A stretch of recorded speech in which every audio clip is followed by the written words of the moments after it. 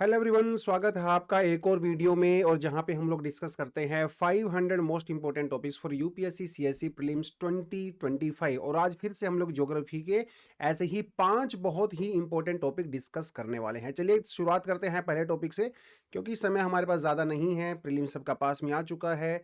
तो थोड़ा थोड़ा सा इन टॉपिक्स के बारे में बात कर लेते हैं। दोबारा से बता देता हूँ कि ये जो हम लोग टॉपिक डिस्कस करते हैं हर सब्जेक्ट से, ये बहुत ही हाईली एंटीसिपेटेड और पोटेंशियल क्वेश्चन है, जहां से 2025 में एग्जाम्स में क्वेश्चन पूछे जा सकते हैं।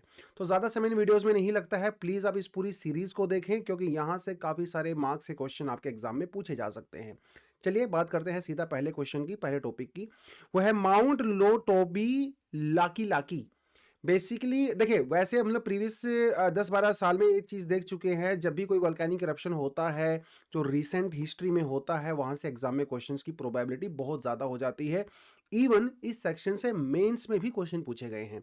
चलिए, तो ये आज एक माउंटेन है, बेसिकली एक वोल्केनिक माउंटेन है जिसका नाम है माउंट लोतोबी लाकी लाकी। देखिए क्या कहता है article, volcano erupts in the eastern Indonesia. देखिए यहीं से क्वेश्चन पूछेगा एग्जाम में आपसे। वो आपको क्या करता है ना, ईस्टर्न की जगह पे वेस्टर्न दे देगा।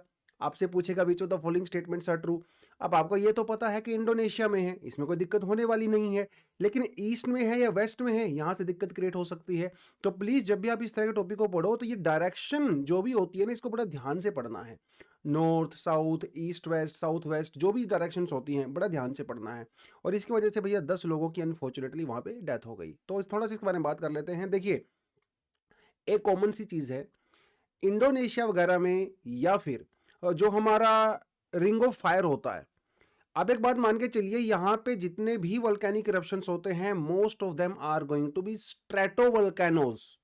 ठीक है, हालांकि एक्सेप्शंस हो सकती हैं, बट यहाँ पे स्ट्रेटोवोल्केनोज होते हैं। स्ट्रेटोवोल्केनो का मतलब वो होता है जो कि लेयर्ड वोल्केनोज होते हैं।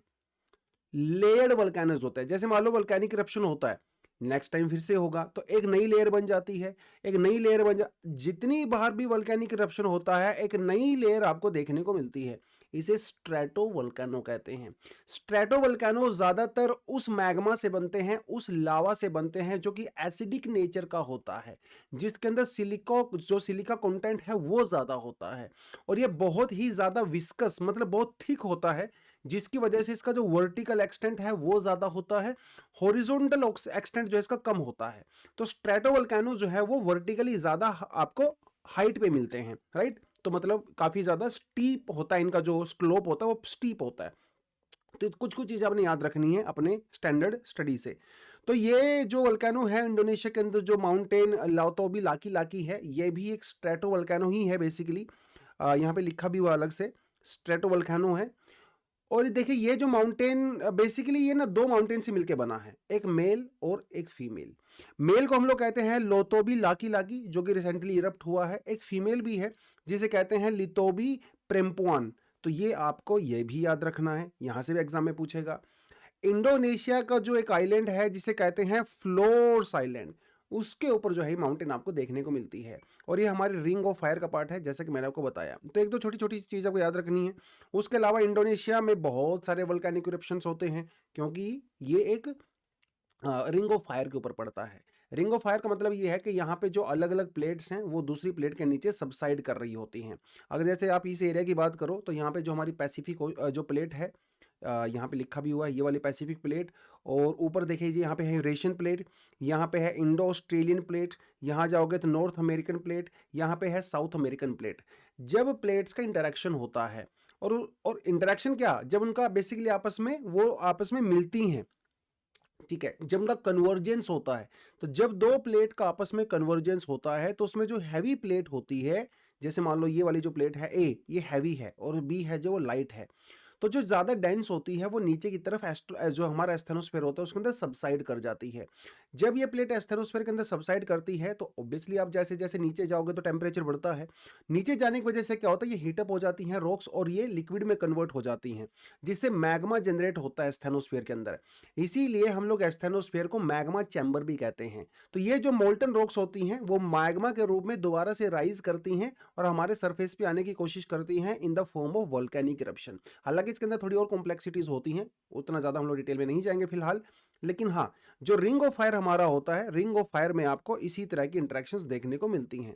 और यहाँ पे आपको स्ट्रेटोवोल्केनोस आपको बहुत सारे मिलते हैं। चलिए, हालांकि मैंने एक अलग से डायग्राम दिया हुआ है, तो यहाँ पे अगर आप देखें, ये है हमारा माउंट लेतोबी लाकी लाकी, ठीक है, यहाँ पे पड़ता है, जो कि जो है यहाँ पे ईस्टर्न पार्ट में पड़ता है इंडोनेशिया के। तो आप पूरे इंडोनेशिया में देखें, यहाँ पे बहुत सारी जो है अलग अलग जो है माउंटेन पीक्स आपको देखने को मिलेंगे। इनमें से बहुत ज़्यादा जो इंपॉर्टेंट है वो ये वाला है, Mount Tambora. It's extremely extremely important. एक और है, वो भी बहुत इंपॉर्टेंट, जो याद रखना है, वो है ये वाला यहाँ पे, इसे बोलते हैं माउंट कराकतावा। तो माउंट कराकतोवा और माउंट तंबोरा, और यहाँ पे है ये वाला माउंट मैरपल, ये तीन माउंटेन जो हैं वो सबसे ज़्यादा एक्टिव माने जाते हैं और सबसे ज़्यादा खतरनाक भी माने जाते हैं। जब ये एक्टिव होते हैं ना, इनका इरप्शन होता है, तो बेसिकली इंटरनेशनल लेवल पे इसका इंपैक्ट आपको देखने को मिलता है पूरी दुनिया में। तो थोड़ा थोड़ा चीज़ें आपने याद रखनी है। चलिए आगे बढ़ते हैं। तो थोड़ा सा जो है एस्ट्रोनॉमी वाले सेक्शन से भी आजकल सवाल आ रहे हैं एग्जाम में। हालांकि ये वाला पार्ट थोड़ा साइंस वाला होता है, ज्योग्राफी का कम होता है, लेकिन फिर भी थोड़ा हम ज्योग्राफी में यूनिवर्स वगैरह को कवर कर लेते हैं। ब्लैक होल ट्रिपल सिस्टम, तो आर्टिकल क्या कहता है देखिए, द इंडियन एक्सप्रेस का आर्टिकल है, first black hole triple system discovered, what does it mean. अगर आपको पढ़ना है तो आप इंडियन एक्सप्रेस से भी आर्टिकल पढ़ सकते हो, कोई प्रॉब्लम वाली बात नहीं है। लेकिन जब भी आप इस तरह के आर्टिकल्स पढ़ो तो बहुत ज़्यादा इन डेप्थ डिटेल में मत जाना, मतलब ऐसा नहीं है कि आपको साइंटिस्ट बनना है। ऊपर ऊपर से दो चार चीज़ें होती हैं जो प्रीलिम्स के लिए आपको याद रखनी होती हैं। तो देखिए यहाँ पे एक सिस्टम ये है, एक सिस्टम ये है। तो basically black hole triple system का मतलब ये होता है कि इसके सेंटर में एक ब्लैक होल होता है, और इसके सेंटर में ब्लैक होल तो होता ही है, साथ के साथ इसमें क्या होता है, जैसे हमारे यहाँ पे ब्लैक होल है, दो स्टार इसको जो है वो रिवॉल्व कर रहे हैं। तो ऐसा सिस्टम हम लोगों ने भी डिस्कवर किया है, जहां पे हमारे पास एक ब्लैक होल है। और देखिए ब्लैक होल ना बड़ा खतरनाक सा सिस्टम होता है। ब्लैक होल के अंदर ग्रेविटी बहुत ज़्यादा स्ट्रांग होती है, और ये अपने आसपास के जो भी एलिमेंट्स होते हैं, जो भी चीज़ें होती हैं, चाहे वो स्टार्स भी क्यों ना हो, ब्लैक होल धीरे धीरे स्टार्स को कंज्यूम करता रहता है, क्योंकि इसकी ग्रेविटी बहुत ज़्यादा होती है।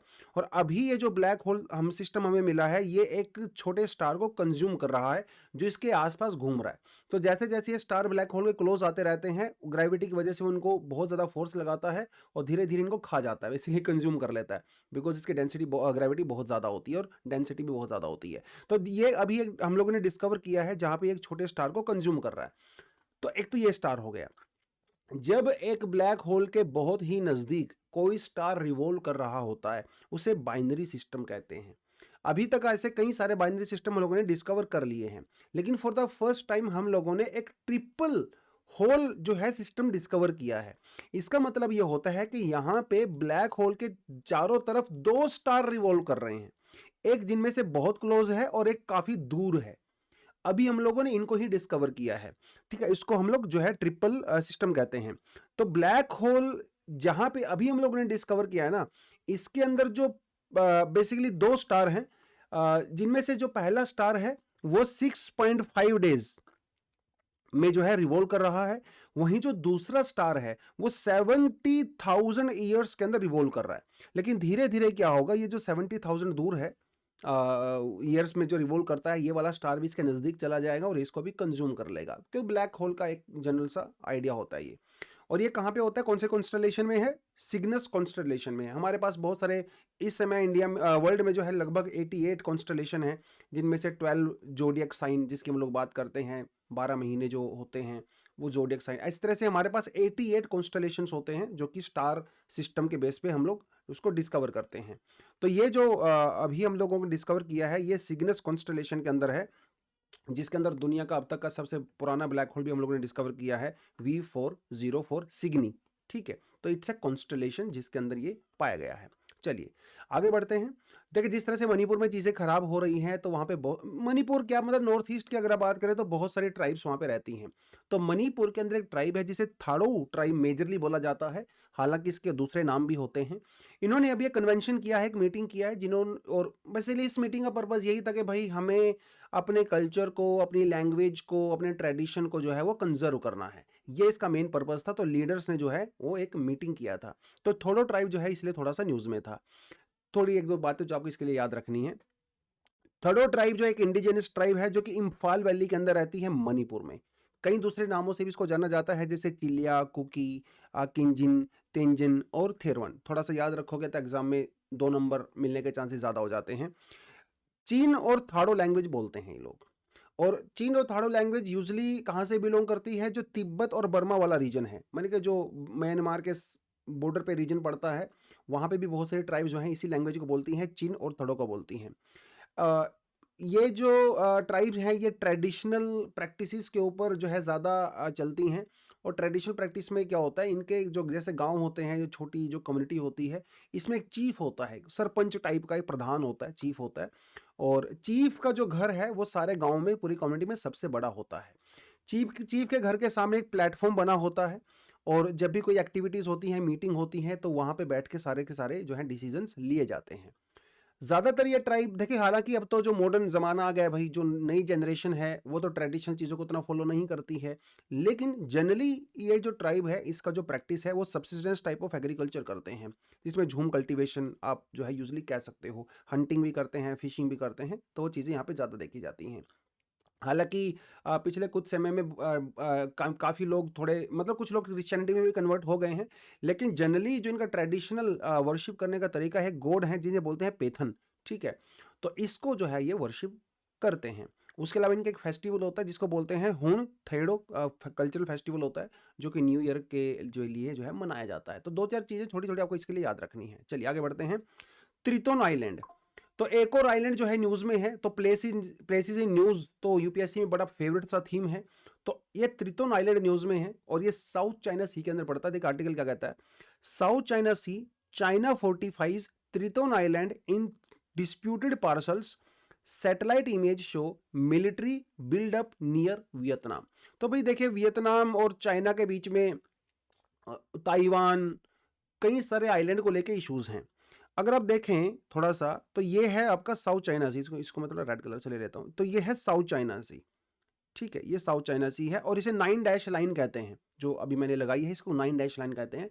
चाइना कहता है कि 9 डैश लाइन के अंदर जितनी भी चीज़ें हैं वो मेरी हैं, हिस्टोरिकली वो मेरी हैं, आज भी मेरी हैं।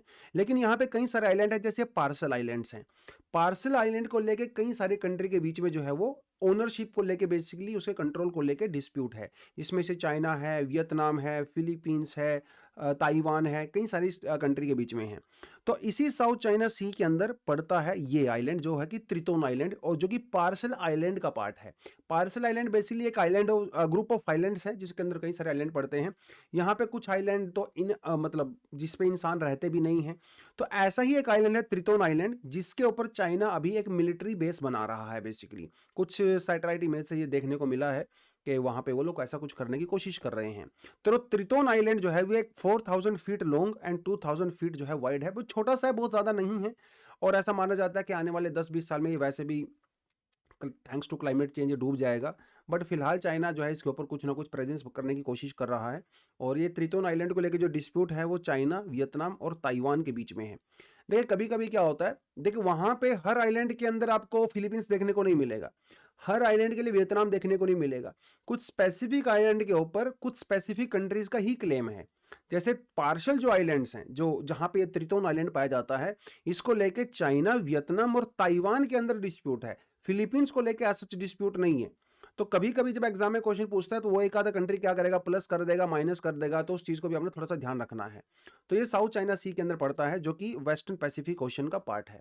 साउथ चाइना सी के अंदर कई सारी कंट्री हैं जो कि यहाँ पे इन्वॉल्व हैं, Philippines, Malaysia, Indonesia, Brunei, Vietnam, China, Taiwan, जिनको लेकर डिस्प्यूट यहाँ पे रहता है, और यही कंट्रीज को बॉर्डर करती हैं बेसिकली। तो आपसे ऐसा पूछ सकता है कि भाई साउथ चाइना सी के कौन कौन सी कंट्री टच करती हैं, बॉर्डर करती हैं, तो वो आपने इस तरह के इसको क्वेश्चन को याद रखना है, क्योंकि मेडिटेरेनियन सी, कैस्पियन सी, ब्लैक सी, उसके रिगार्डिंग बहुत सारे क्वेश्चन एग्जाम में वो बार बार पूछता है कि कौन सी कंट्री इनको टच करती है। जो पीवाई की उसकी सीरीज हम लोग लेके आए हैं, वहाँ पे भी ये क्वेश्चन आपको करवाए गए हैं, जो कि प्रीवियस ईयर में पूछे गए थे। चलिए एक और कॉन्सेप्ट है जिसे बोलते हैं स्वेल वेव्स, ठीक है। हाँ, ये वेव्स ही होती हैं, लेकिन थोड़ी सी स्ट्रॉन्ग वेव्स होती हैं। कि कोई भी वेव स्ट्रॉन्ग है या वीक है, इसका जनरली आप पता लगा सकते हो उसकी वेवलेंथ से, ठीक है। जैसे ये एक वेव है और इसको आप उसकी वेवलेंथ कहते हैं। वेवलेंथ जितनी ज़्यादा होती है, बाद में कोस्टल एरिया में वो वेव जाके उतनी ही ज़्यादा डेंजरस हो जाती है, उसकी हाइट उतनी ही ज़्यादा हो जाती है। जैसे हमारे जो सुनामी वेव्स होते हैं, उनकी वेवलेंथ बहुत ज़्यादा हो जाती है, 100 किलोमीटर भी हो सकती है। लेकिन जैसे वो कोस्टल एरिया को अप्रोच करती हैं, वो वर्टिकली बहुत ऊपर की तरफ ग्रो करने लगती हैं। ऐसी ही हमारे पास होती हैं स्वेल वेव्स। तो ये वैसे द हिंदू का आर्टिकल अगर किसी को पढ़ना है तो वहाँ से भी जाके इसको पढ़ सकते हो। तो ये न्यूज़ में रहा फिलहाल स्वेल वेव्स।